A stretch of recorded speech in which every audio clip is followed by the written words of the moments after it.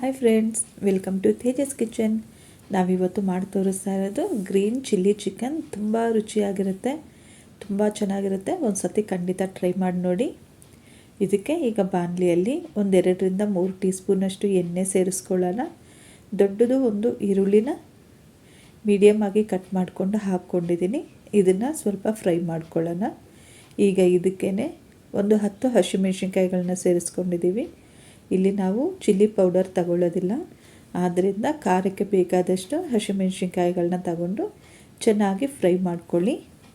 ಇದು ಫ್ರೈ ಆಗಿರೋ item ತಣ್ಣಗಾದಮೇಲೆ mixie ಜಾರ್ಗೆ ಹಾಕ್ಕೊಂಡು ನುಣ್ಣಗೆ ಪೇಸ್ಟ್ ಮಾಡ್ಕೊಳ್ಳೋಣ.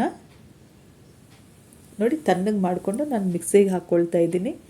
ಈಗ ಇದಕ್ಕೆ 1-2 ರೆಂಬೆಯಷ್ಟು ಕರಿಬೇವು ಸೊಪ್ಪು, ಸ್ವಲ್ಪ ಕೊತ್ತಂಬರಿ ಸೊಪ್ಪು ಮತ್ತು ಸ್ವಲ್ಪ ಪುದೀನ ಸೊಪ್ಪು ಸೇರಿಸ್ಕೊಳ್ಳೋಣ. ಈ ಪುದೀನ ಮತ್ತು ಕೊತ್ತಂಬರಿ ಸೇರಿಸ್ಕೊಳ್ಳೋದ್ರಿಂದ ಕಲರು ತುಂಬ ಚೆನ್ನಾಗಿ ಬರುತ್ತೆ ಮತ್ತು ರುಚಿ ಕೂಡ ಚೆನ್ನಾಗಿರುತ್ತೆ. ಈಗ ಇದಕ್ಕೆ ದೊಡ್ಡದು ಒಂದು ಬೆಳ್ಳುಳ್ಳಿ ಮತ್ತು 1.5 ಇಂಚಷ್ಟು ಶುಂಠಿ ಪೇಸ್ಟನ್ನು ಹಾಕ್ಕೊಂಡು ಎಷ್ಟು ಐಟಮ್ಸನ್ನ ರುಬ್ಬಿಕೊಳ್ಳೋಣ.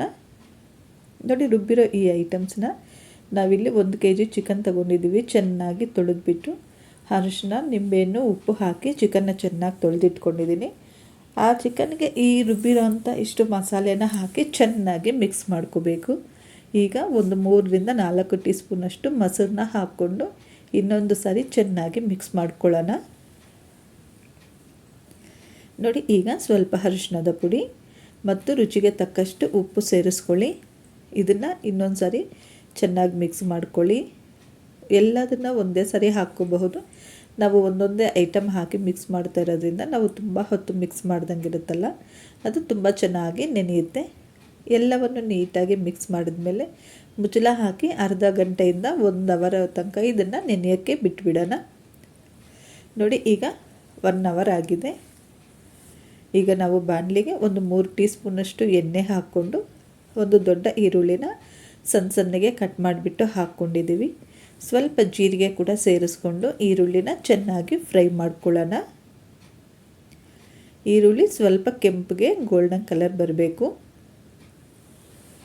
ನೋಡಿ, ಈಗ ಸ್ವಲ್ಪ ಕರಿಬೇವು ಸೊಪ್ಪನ್ನ ಮುರಿದುಬಿಟ್ಟು ಹಾಕ್ಕೊಳ್ಳಿ, ತುಂಬ ಚೆನ್ನಾಗಿರುತ್ತೆ. ಸ್ವಲ್ಪ ಅರಿಶಿಣದ ಪುಡಿ, 1 ಸ್ಪೂನಷ್ಟು ಧನಿಯಾ ಪುಡಿ, ಸ್ವಲ್ಪ ಜೀರಿಗೆ ಪುಡಿ ಸೇರಿಸ್ಕೊಳ್ಳೋಣ. ಇಷ್ಟನ್ನು ಎಣ್ಣೆಯಲ್ಲಿ ಸಿಮ್ಮಲ್ಲಿ ಇಟ್ಕೊಂಡೇ ಫ್ರೈ ಮಾಡ್ಕೊಳ್ಳಿ. ಇಲ್ಲಿ ನಾವು ಎಣ್ಣೆ ಸ್ವಲ್ಪ ಜಾಸ್ತಿ ಬಳಸಿದ್ದೀವಲ್ಲ, ಆದ್ದರಿಂದ ಇದು ಸೀದೋಗಲ್ಲ. ಸಿಮ್ಮಲ್ಲಿ ಇಟ್ಕೊಂಡು ಫ್ರೈ ಮಾಡ್ಕೊಳ್ಳೋಣ. ಈಗ ನಾವು ನೆನೆಸಿಟ್ಟಿರೋವಂಥ ಚಿಕನ್ನ ಈ ಒಗ್ಗರಣೆಯಲ್ಲಿ ಹಾಕ್ಕೊಂಡು ಚೆನ್ನಾಗಿ ಮಿಕ್ಸ್ ಮಾಡ್ಕೊಳ್ತಾ ಫ್ರೈ ಮಾಡ್ಕೋಬೇಕು. ಸದ್ಯಕ್ಕೆ ನೀರು ಸೇರಿಸೋದು ಬೇಡ. 5 ನಿಮಿಷ ಆದಮೇಲೆ ನೀರು ಸ್ವಲ್ಪ ಸೇರಿಸ್ಕೊಳ್ಳೋಣ. ಈಗ ಚೆನ್ನಾಗಿ ಮಿಕ್ಸ್ ಮಾಡ್ಕೊಳ್ತಾ ಫ್ರೈ ಮಾಡ್ಕೊಳ್ಳೋಣ 2-3 ನಿಮಿಷ.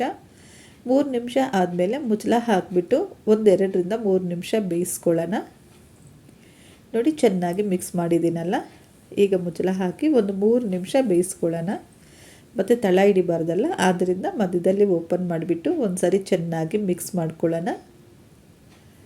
ಈಗ ಇದಕ್ಕೆ 1 ಕಪ್ಪಷ್ಟು ನೀರು ಸೇರಿಸ್ಕೊಳ್ಳಿ. ಚಿಕನ್ ಬೇಯೋದಕ್ಕೋಸ್ಕರ ಇದರಲ್ಲಿ ಸ್ವಲ್ಪ ನೀರಿದೆ. ನೀನು 1 ಕಪ್ಪಷ್ಟು ನೀರು ಸೇರಿಸ್ಕೊಂಡ್ರೆ ಸಾಕು. ಇಷ್ಟನ್ನು ಚೆನ್ನಾಗಿ ಮಿಕ್ಸ್ ಮಾಡ್ಕೊಳ್ತಾ ಬೇಯಿಸ್ಕೊಳ್ಳೋಣ. ನೋಡಿ, ನೀರು ಹಾಕಿದ್ದೀವಲ್ಲ, ಈಗ ಮುಚ್ಚಳ ಹಾಕಿ ಇನ್ನೊಂದು 5 ನಿಮಿಷ ಚೆನ್ನಾಗಿ ಬೇಯಿಸ್ಕೊಳ್ಳೋಣ.